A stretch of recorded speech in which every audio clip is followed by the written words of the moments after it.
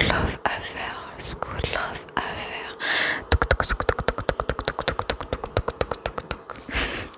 Coucou tout le monde, hi guys, hi. Hello.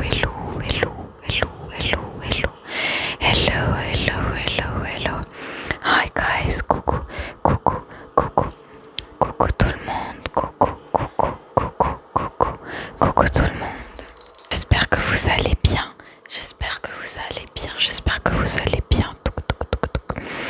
Aujourd'hui, je voulais juste mettre le foot à l'honneur parce que pour ceux qui savent pas, j'aime beaucoup le foot. Généralement, je regarde surtout tous les matchs du Real Madrid parce que je suis madrilène. Voilà, j'ai beaucoup de maillots de foot. J'ai celui du Maroc, bien évidemment, parce que je suis marocaine. J'ai celui du Real. J'en ai deux. En fait, j'ai une qui est une collaboration et l'autre, le blanc classique de la nouvelle collection. J'ai celui du Brésil aussi. Et là, aujourd'hui, j'ai acheté celui de l'équipe de France avec les 2 étoiles.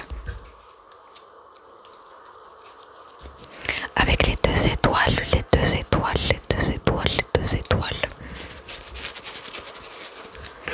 Et on a ici l'écusson du PSG.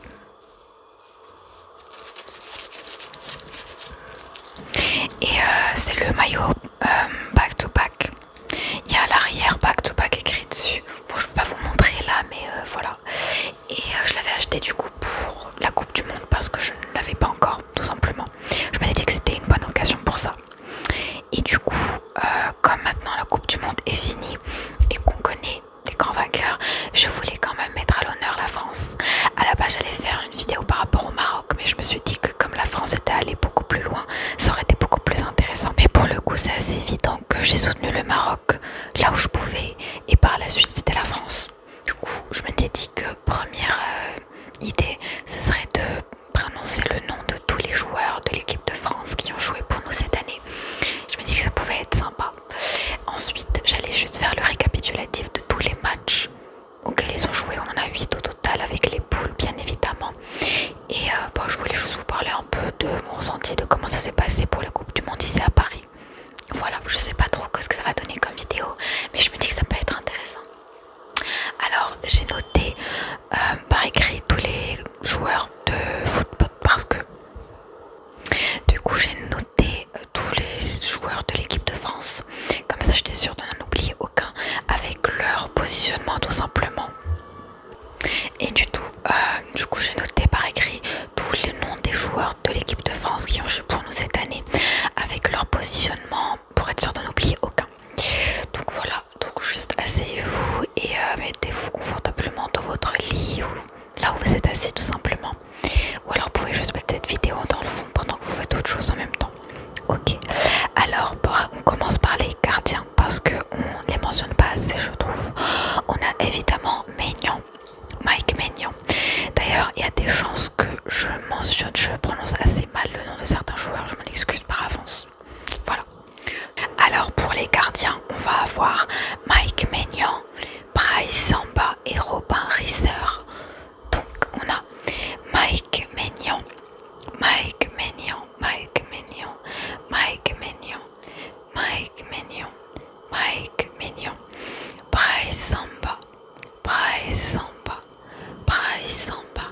et Robin Risser, je crois que c'est Robin Risser. Après, on va avoir les défenseurs centraux. Donc là, on a les gardiens juste ici. Et après, on a les défenseurs centraux. Donc au centre même du terrain, on a Ibrahima Konaté.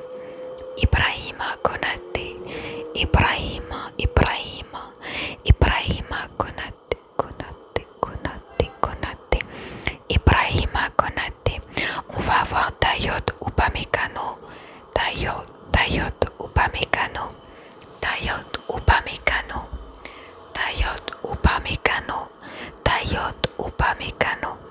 Après, on va avoir William Saliba.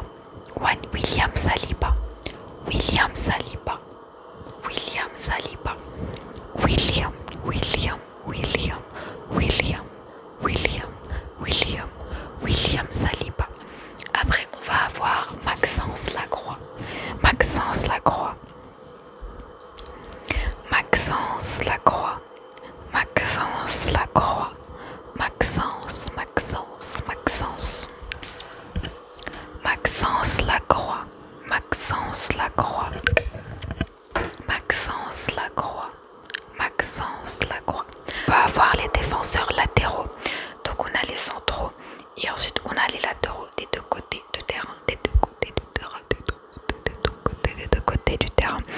On va avoir Jules Koundé, bien évidemment Koundé, Koundé, Jules Koundé, Jules Koundé, Jules Koundé.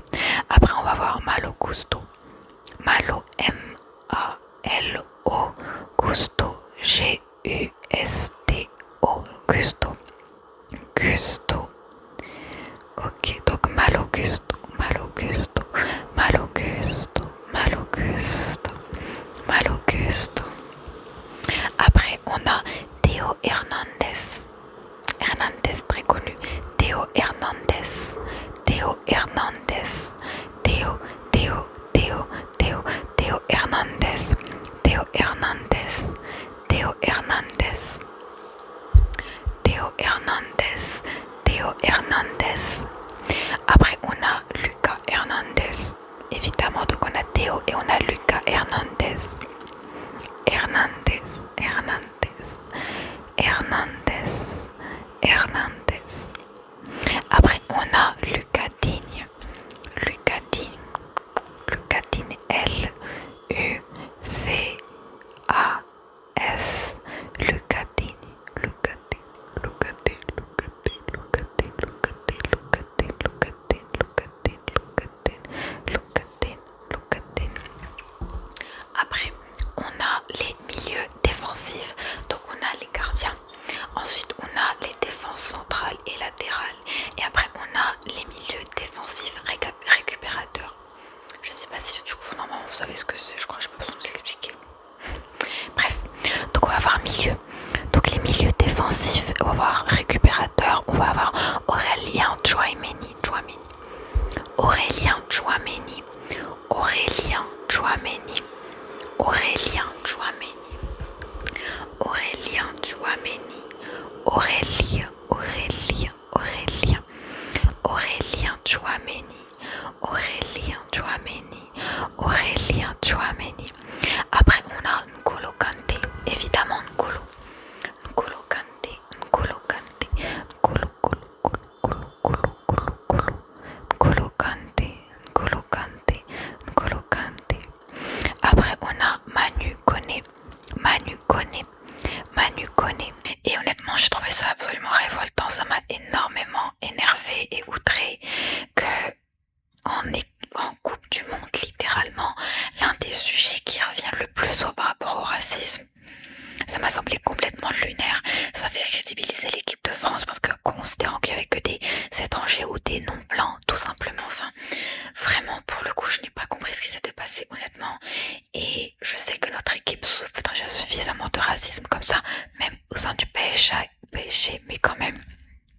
Bref, donc pour les milieux défensifs et les milieux donc qui sont des joueurs récupérateurs qui récupèrent le ballon généralement, on a Aurélien Tchouaméni, Adrien Rabiot, Adrien Rabiot, Adrien Rabiot, Adrien Rabiot, Adrien Rabiot, Warren Zaïre-Emery, Warren Zaïre-Emery, Warren Zaïre-Emery.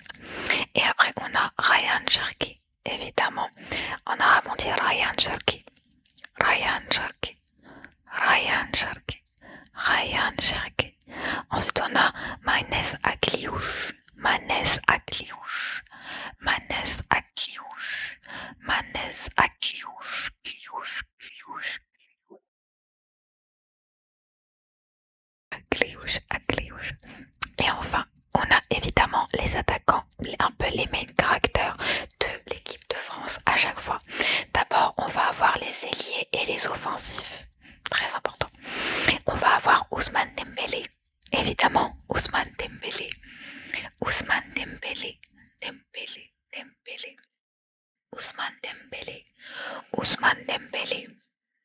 Ousmane Dembélé. Ousmane Dembélé. Ousmane Dembélé. Ousmane Dembélé. D-E-M Dembélé. Dembélé. Après, on va avoir Bradley Barcola. Barcola, évidemment. Normalement, tous les attaquants, on a déjà entendu leur nom au moins une fois. C'est un peu ceux qui reviennent le plus souvent quand on a dans des commentateurs des extraits de certaines passes ou certaines actions du match ou celle qui était très belle et qui avait le plus fort potentiel entre guillemets, c'est généralement eux. Donc on a Dembélé et on a évidemment Barcola, Barcola, Barcola, Barcola, Barcola, Barcola, Barcola, Barcola. Désir Doué, évidemment, Désir Doué, Désir Doué, Désir Doué, Désir Doué. On va voir Michael Olise, Michael Olise, Michael Olise, Michael Olise, Olise, Olise, Olise, Olise, Olise, Olise. Après et enfin les attaquants de pointe. Les attaquants de pointe, les vrais main caractères, honnêtement. Évidemment, on a qui comme capitaine? Kylian Mbappé, évidemment. Donc on a Kylian Mbappé comme capitaine. Kylian Mbappé, Kylian Mbappé, Kylian Mbappé, Kylian Mbappé, Kylian Mbappé, Kylian Mbappé, Kylian Mbappé. Et après on a Marcus Thuram. Marcus Thuram. Marcus Thuram. Marcus Thuram. Et enfin, on a Jean-Philippe Mateta. Jean-Philippe Mateta. Jean-Philippe Mateta. Jean-Philippe Mateta. Jean-Philippe Mateta. Et à savoir, c'est comment faire ça. En fait, je savais pas ce que c'était à la base, mais c'est une sorte de pas d'outil avec, je sais pas, c'est de la peinture, du maquillage que tu peux mettre sur tes joues par exemple, ou front ou ailleurs, qui te donne en fait le drapeau de la France. Et c'est ce que généralement les supporters de l'équipe de France peuvent utiliser, comme n'importe quel supporter de n'importe quelle équipe de n'importe quel pays avec les drapeaux de son pays. Voilà. Donc on va avoir donc du bleu, blanc, rouge. Donc comme on voit là, on a le bleu, le blanc et le rouge. Il faut vraiment dire que le maillot de la France est assez beau quand même. Hein. Je sais pas si je peux vous montrer. Le bleu, le blanc et le rouge. Je vais peut-être d'abord te l'appliquer pour toi. Tu préfères où? Il y a sur les joues ou alors sur le front, comme tu veux. Les joues, les deux. Non. Moi, je vais peut-être essayer de le mettre sur ma main d'abord. Je sais pas. Je suis très curieuse de voir ce que ça donne. Peut-être là. Je sais pas trop où le mettre. Peut-être ici. Bon, ça n'a pas l'air de marcher. Hein. Attendez. Je vais essayer de corriger un peu. En fait, je pense qu'il fallait vraiment juste appliquer un par un. Pour le blanc est un peu sali, mais c'est pas grave.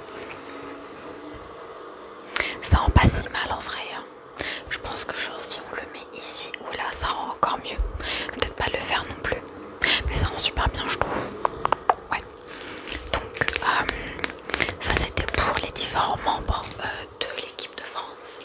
Et maintenant, je pense que je vais juste récapituler un peu les différents matchs qui ont eu lieu. Et les résultats, je pense aussi les scores, ça peut être intéressant. C'est juste un petit récap pour les personnes qui n'ont pas pu tout suivre de A à Z. Ou juste pour l'amour du football, tout simplement. Alors, donc, premièrement, au niveau des poules, on a eu France versus Sénégal. Donc, on a eu la France versus le Sénégal et on a gagné évidemment 3-1, notamment grâce à Mbappé et Barcola. Ouais. Donc, on a eu France versus Sénégal 3-1 pour nous, du coup, grâce à Mbappé et Barcola. Après, on a eu France versus Irak. Là c'est chill pour le coup. On a gagné grâce à Mbappé aussi. D'ailleurs, Mbappé a été classé meilleur buteur.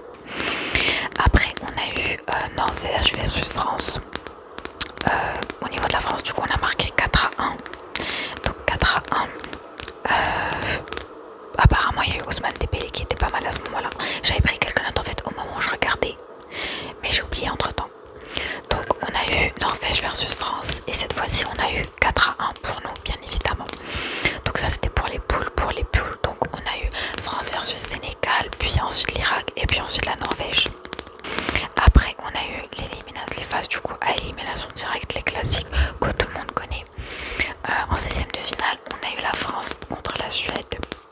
Là, c'était chill, 3-0, assez évident, honnêtement. France versus Suède, 3-0, 3-0, 3-0, 3-0, 3-0.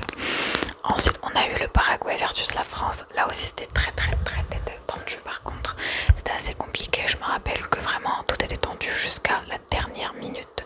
C'est assez compliqué comme match. C'est assez douloureux à regarder par moment. Donc ouais, mais on avait battu du coup à 1-0 pour le coup.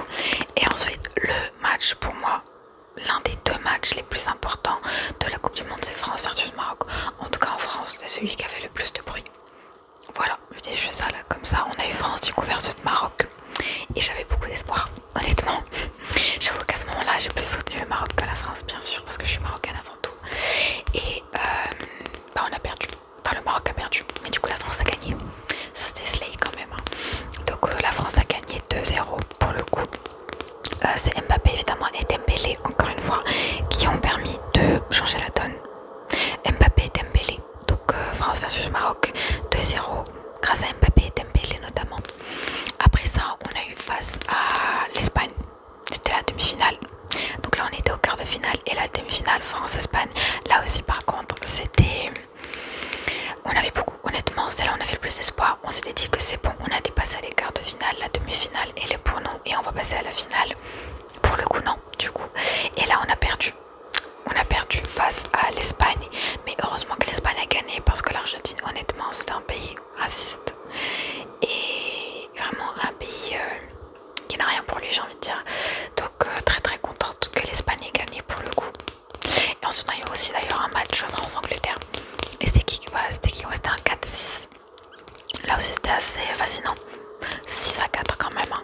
L'Angleterre a gagné évidemment, donc à 6 points contre 4 pour la France. Donc ouais, donc honnêtement, je trouve que cette Coupe du Monde était très chargée. Mais elle a beaucoup été salie à cause du racisme. Vraiment, le racisme, c'est ce qui a le plus gâché, je trouve, l'ambiance des matchs. Que ce soit l'Argentine, que ce soit les autres pays, c'était démentiel. Je ne comprends pas en fait comment c'était possible. Et aussi l'arbitrage. Je vais rien dire, mais il y a eu un arbitre honnêtement, pour un certain match notamment, ça n'avait aucun sens. Ça n'avait littéralement aucun sens pour le coup. Et ce n'était pas de la mauvaise foi. Pour le coup, c'est vraiment pas de la mauvaise foi parce qu'il y a beaucoup de monde qui se met d'accord pour dire ça. Donc ça vraiment, j'ai pas compris pourquoi. Je sais pas. Et aussi le match contre l'Espagne. J'avoue que pour le coup, en fait à partir du moment où la France a gagné contre le Maroc, je sais pas pourquoi, mais moi je me disais que c'était tout droit vers la finale. Je pensais au moins qu'on allait aller jusqu'à la finale. Malheureusement, c'était vraiment la désillusion après la perte contre l'Espagne. Mais à partir de ce moment-là, on s'était dit qu'il faut que l'Espagne gagne pour battre l'Argentine. Voilà. Donc du coup voilà. J'ai hâte pour la prochaine Coupe du Monde parce que je trouve que ça rassemble énormément de personnes. Ça vaut aussi beaucoup de bazar, honnêtement. Et ça pousse aussi des gens à s'intéresser au foot. Et ça, c'est super. Femmes comme hommes d'ailleurs. Donc ça, je trouve ça trop cool. Malheureusement, c'est là où il y a le plus de taux de... Enfin, on a une hausse de taux de violence conjugale.